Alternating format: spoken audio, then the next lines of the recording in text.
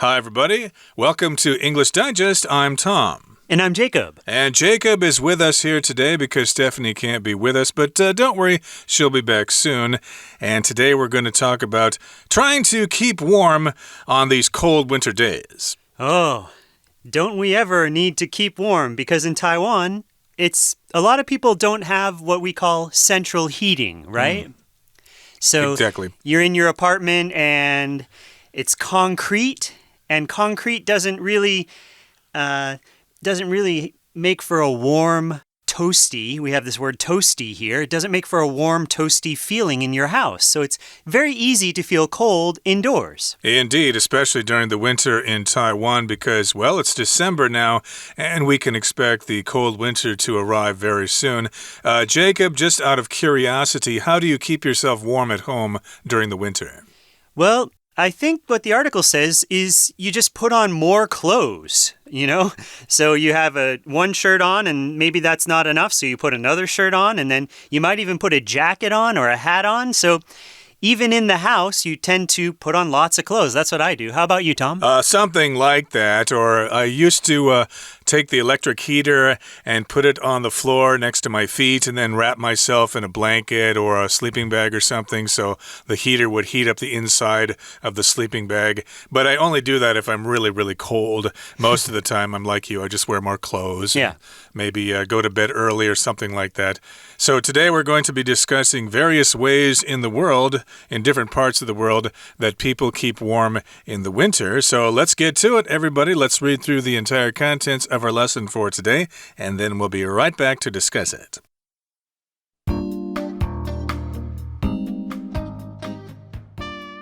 How do you prefer to warm your house on chilly days? Many people wrap up in a blanket and turn on an electric heater. However, you might have wondered how people used to get through the winter before the modern convenience of electricity. Apart from just putting on more and more clothing, people in colder climates came up with a number of innovative heating devices, some of which are still in use today. If you've ever watched Chibi Maruko-chan or other programs that show a Japanese household, you might have noticed the blanketed table that families often sit around together. This is a Japanese invention called a kotatsu. In addition to a thick quilt under the tabletop, a kotatsu usually has a built-in heater on the underside that keeps everyone comfortably warm while they sit at it. Kotatsu originated in the 14th century as a way to integrate a seating area with the charcoal cooking stoves already present in Japanese homes. Modern kotatsu, however, use an electric heater. A similar implement that's also a combination of heating and furniture is the Kang bed stove from China. This heating system, originating around 500 BC, makes use of exhaust from an adjacent cooking stove. The heat is distributed through a space under the bed via a series of pipes to warm a large clay plate. Kang are very energy efficient, as they can stay warm continuously overnight without a fire needing to be sustained. They're still considered an important house furnishing in frosty northern China, where much of the home activity is centered around Kang in the winter. All right, everybody, let's talk about the contents of today's lesson, one sentence at a time. We're talking about traditional heating. That means heating that is done in the traditional way, perhaps heating that has been done for hundreds, if not thousands of years. And that kind of heating will keep us toasty warm in winter. It will keep us as warm as toast. Remember, toast is bread that has been sent through a toaster and it has been toasted. I know here in Taiwan they say 吐司 for that kind of bread, and they might say toast, but remember toast to us is bread that has been toasted. So how do you prefer to warm your house on chilly days? Many people wrap up in a blanket and turn on an electric heater. Now, this is what you talked about in our introduction there. You like to wrap up in a blanket or put the blanket around you and turn on an electric heater. Now, the electric heater, you have to plug it into the wall and turn it on. And you have to be careful with electric heaters because a lot of fires can start with an electric heater. If your blanket somehow touches the warm or hot coils there, it's easy for it to catch fire. So always be careful when you're using an electric heater. Yeah, I don't do this often, only when the temperature gets down to, say, 10 degrees or 8 degrees or something like that. Most of the time, I don't use the electric heater, but that is one way to keep warm in winter. Wrap up in a blanket and turn on that electric heater. However, you might have wondered how people used to get through the winter before the modern convenience of electricity. So I think this is how a lot of people in Taiwan keep warm on cold days. They will use the electric heater. If you go to stores like Carrefour or whatever, they sell those electric heaters during the winter. So I could tell from that people use those to keep themselves warm. But they are electric appliances. They use electricity. So, yeah, we're asking the question, how did people keep warm before the modern convenience of electricity? Okay, well, apart from just putting on more and more clothing, that's what I do, people in colder climates came up with a number of innovative heating devices. Okay, so apart from, we have this expression here. You could say besides. So besides just putting on more and more clothing, or other than putting on more and more clothing. So apart from means you do something else in addition to this. So people in colder climates came up with a number of innovative heating devices. Something that's innovative is new. It's different. Something you've never seen before. We talk about the innovative design of a new car. If you think of a Tesla, some of those Tesla cars, their doors open up. They kind of, instead of opening them, just pulling them, you actually push them up. And you can think of this as a very innovative design, a different design, a new design, something you haven't seen before. So these are innovative heating devices. Heating devices that, well, are new to us, different. We haven't seen them before. And some of which are still in use today. That's right. They're still being used because they work quite well. And indeed, these are innovative. I should mention that I think I've heard English people say innovative, or not all of them maybe, but some of them pronounce it that way. So expect to hear that pronunciation if you go to England. But the American pronunciation is innovative, and the noun is innovation. So, of course, here in Taiwan, we've got lots of inventors and companies that come up with new innovations all the time in various forms of technology. Now let's move on to the next paragraph. Here it says, if you've ever watched Chibi Maruko-chan or other programs that show a Japanese household, you might have noticed the blanketed table that families often sit around together. So, of course, here in Taiwan, those animated shows from Japan are very popular, and maybe you've seen 樱桃小丸子. That's Chibi Maruko-chan in Japanese. And yes, if you've watched that show, you can get a peek at typical life in a Japanese household. And yes, if they're depicting a winter scene, you may have noticed the characters in that cartoon sitting around a table, and it's blanketed. It has a blanket over the top, and they sit around this table together. I've only seen this once. I think there was some Japanese furniture store in Taiwan. I think it's still here. I can't remember the name of it, but they did have one of those for sale. Interesting. Now, is this the one that there's kind of a hole in the floor and the blanket kind of comes over your legs and you put your feet down into the hole? I think so. I think that's the very one. And there's a little heater underneath the table. I think it's actually attached to the table, and that keeps you warm. So, yes, the blanket will keep your legs warm, and then that heat will go throughout your body. And I think it is quite effective in keeping you warm. Well, this is a Japanese invention called a kotatsu, which I think the kanji is like a ju da or something like that. I don't really know how to read those characters in Chinese, but there's the kanji for it, kotatsu, and that's a Japanese invention. So if something's an invention, somebody created this device to help improve our lives, like, the radio was an invention, the bicycle was an invention, things like that. Right. Okay, so this is an invention called a kotatsu. In addition to a thick quilt under the tabletop, a kotatsu usually has a built-in heater on the underside that keeps everyone comfortably warm while they sit at it. Okay, so we're kind of describing the kotatsu here. So there's a thick quilt. A quilt, of course, is kind of another name for a blanket, okay? Something you might sleep under a quilt at night, especially in the winter months when it's colder. So this quilt is very thick and it's under the tabletop. And then on the underside, so underneath, or the underside is underneath, UNDERNEATH. So underneath the table, there's a built-in heater. And this heater keeps everyone very warm while they sit around the kotatsu. That's right. So again, the heater is built in. It is included with this device. It's built in, and it's a built-in heater. And again, as Jacob said, it's on the underside of the table. So that means it's not on the top of the table. It's underneath the table and attached to the underside of the table. And you turn it on, and it keeps everyone comfortably warm. I think it's powered by electricity. And so that's how the Japanese keep themselves nice and toasty warm during the winter, especially if they live in Honshu or Hokkaido and places like that.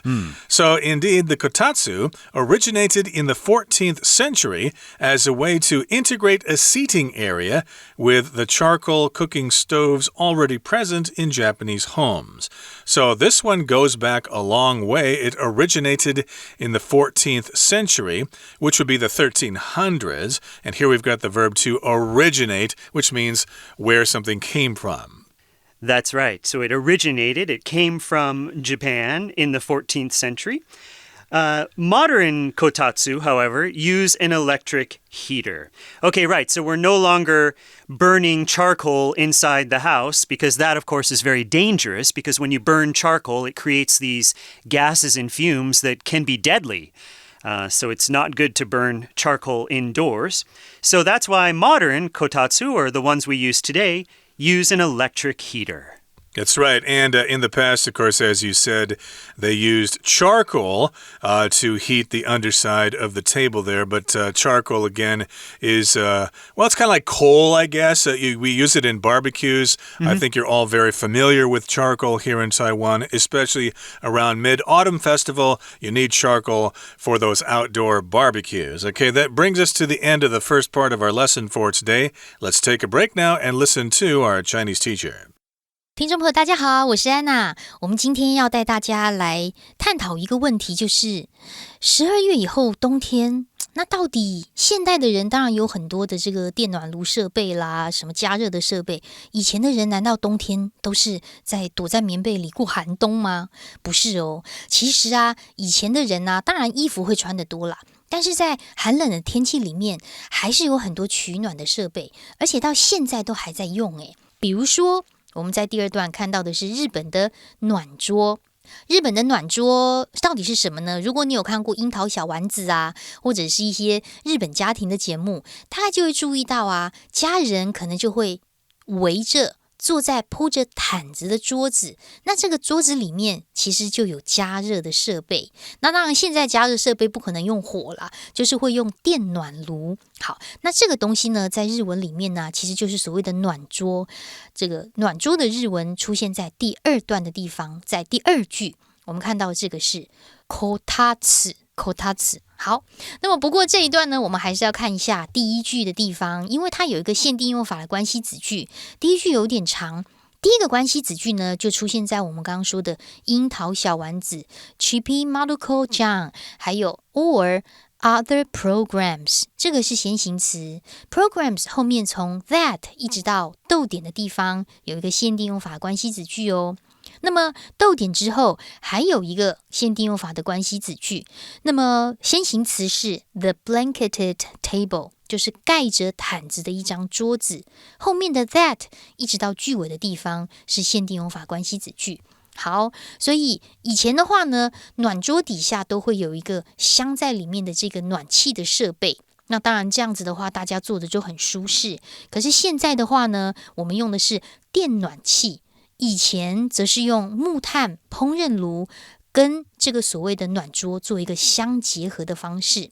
我们可以看一下第四句最后面的地方，最后面的地方啊，其实有一个关系子句的一个简化跟省略。前面的先行词是炭的 the charcoal cooking stoves。那么后面简化的关系子句从 already 一直到句尾的地方 ，already 前面呢其实省略的是 that was already present。that 关系词跟 be 动词 was 所省略。好，所以当时其实就已经存在，不过是由这个木炭烹饪炉啦，跟这个暖桌做一个结合。现在因为安全的关系，就会直接使用电暖器。We're going to take a short break now, but please stay tuned. We'll be right back.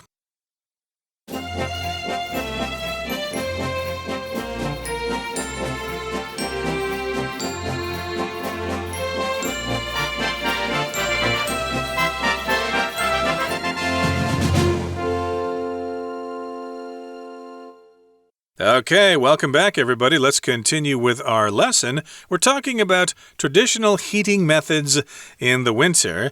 And I suppose in a little while, it's kind of early here in December, so I don't think it's gotten quite cold yet. It usually gets cold in January or February or so. So that's when we need to worry about these sorts of things. And we first talked about the heating method in Japan, which they use today. It's the kotatsu, right? That's a kind of a table covered with a quilt.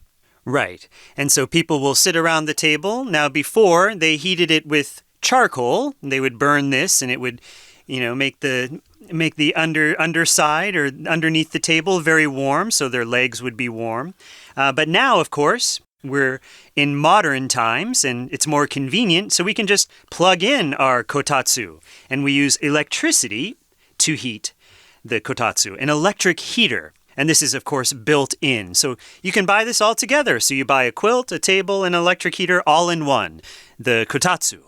Okay, and maybe some of you out there have a kotatsu already, although there might be a different word for it in Chinese. Okay, well, speaking of Chinese, let's go to China and talk about some traditional heating methods there.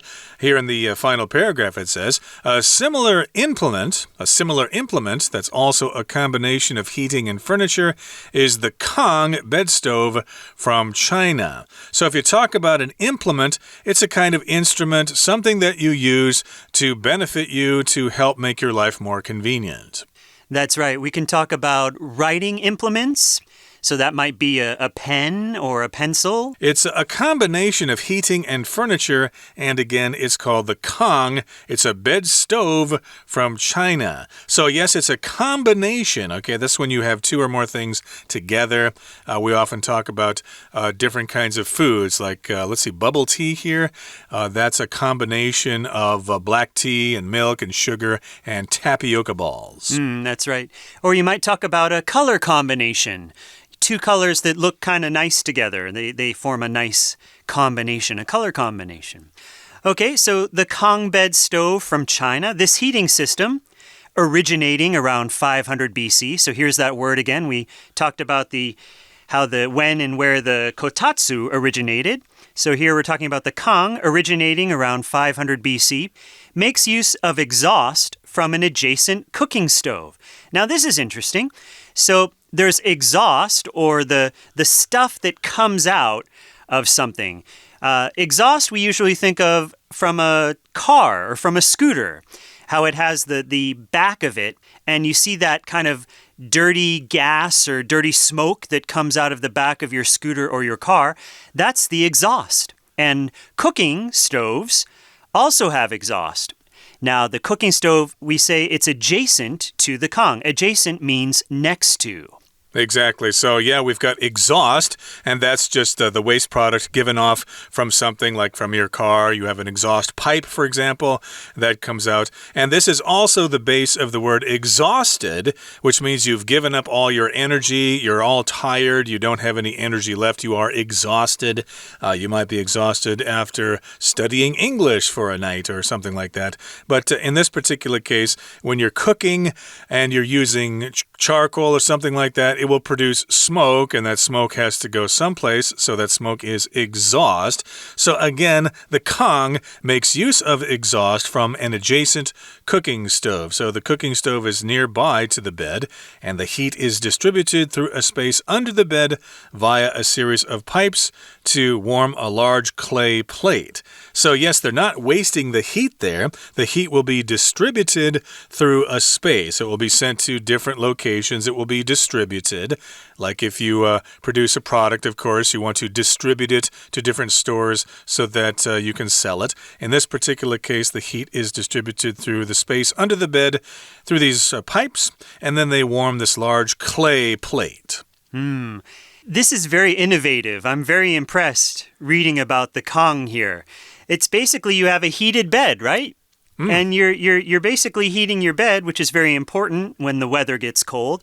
But you're not heating it. It's not like you're wasting anything because you were cooking earlier in the evening and you have the leftover exhaust or the leftover heat. And what do? Instead of just having it go up into the air or go outside your house, it moves to underneath your bed. So when you go to bed at night, your bed is nice and toasty warm. It's really interesting.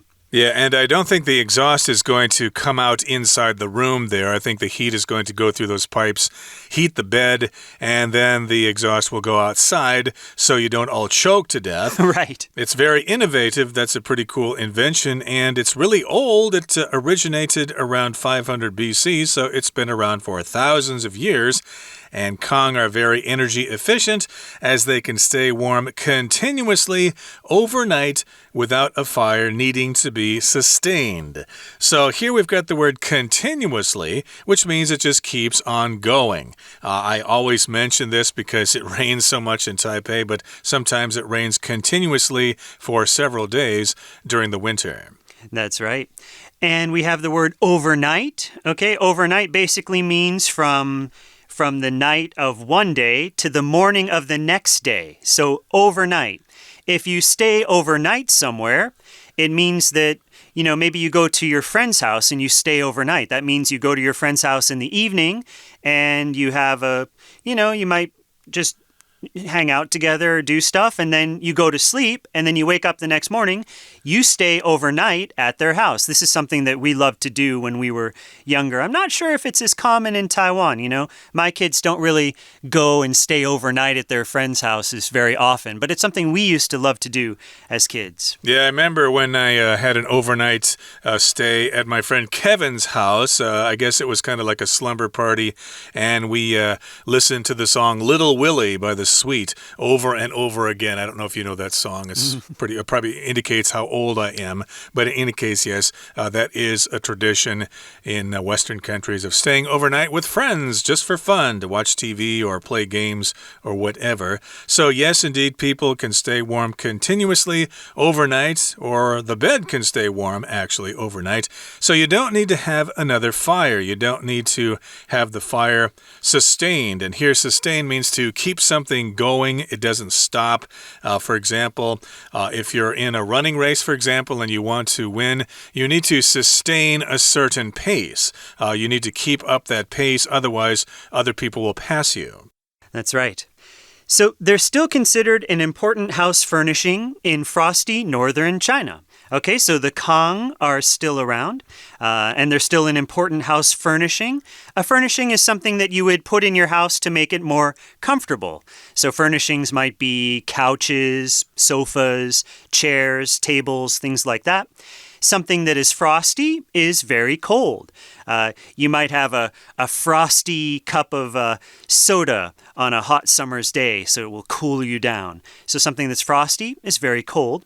So frosty northern China, where much of the home activity is centered around Kong in the winter. Right. So if it's cold in China in the wintertime, you'll want to gather around something that's warm. So everyone in the family will maybe hang out around the Kong just to keep warm, because when you're warmer in the winter, you're obviously more comfortable. Indeed. So today we've talked about how to keep warm in Japan and how to keep warm in China. And in our next program, we're going to talk about how the Koreans keep warm, and then I guess how Westerners or other people keep warm with fireplaces. Join us then. But right now we're going to listen to our Chinese teacher. 接下来我们就要看到中国这里呢有一个所谓的炕床炉，就是我们常说的炕。那炕这个东西跟刚才日本提到的暖桌其实蛮类似的，也是一种暖气跟家具的结合。在第3段第1句的地方，我们看到一个限定用法的关系子句，先行词就是句子主词的 a similar implement， 后面的关系子句从 that一直到 furniture 家具这个地方，这也是一种家具跟暖气的结合。而这种暖气的系统其实是起源于西元前500年前左右，西元前500年哦，西元前的500年，这是非常早。那么当时是因为附近的炉灶啊会排出废气，很热，热度呢就可以透过床下的空间，经过一系列的管道就被散布，加热一个大陶板。所以炕啊其实是非常的节能。不过我们要注意到，在第3段第2句的地方有一个关系子句的简化，那么前面的先行词就是主词 this heating system， 逗点之后的 originating 其实本来应该是 which originates， 它是一个补充性的关系子句，不过我们把 which跟 originate 做一个简化，which删掉之后呢，起源于的动词就会变成动词 ing 咯。那么这个关系子句当然句尾是出现在逗点500年前 500 BC 这个地方。好，那么接着呢，我们刚刚说炕其实是非常的节能，因为保温一整夜，但是不需要一直烧火。我们在这段的第4句的地方有看到一个逗点之后的连接词as 在英文当中如果是连接词就只有3种意思， when because 或如同好像，那么你要根据上下文去判断它的意思。在这里呢，是因为 as 后面加了元音，不需要整夜的一直烧火，而且整夜都非常的保暖，所以它是非常 energy efficient。 不过同样在第4句话这个地方啊，也出现了一个关系子句的简化，先行词是 a fire，后面的 needing 一直到句尾就是关系子句的简化， needing 原本应该还原成 which needs， 这个火是不需要呢被这个持续的 sustained。 好，最后面呢我们来看一下这里第6句第5句的地方，在这里有一个补充性的关系子句，先行词是 Northern China，北部的中国，逗点之后的 where 它是一个副词的概念，在中国的北方，其实大部分的家庭活动都会在炕的附近。明天我们还会继续介绍在韩国还有西方他们漫漫冬日是怎么过呢？以上是我今天的内容，我是安娜，明天见咯。All right, that brings us to the end of our program for today. Make sure you join us again next time when we continue to talk about traditional ways to keep warm in winter. Until then, for English Digest, I'm Tom. I'm Jacob. Goodbye. Goodbye.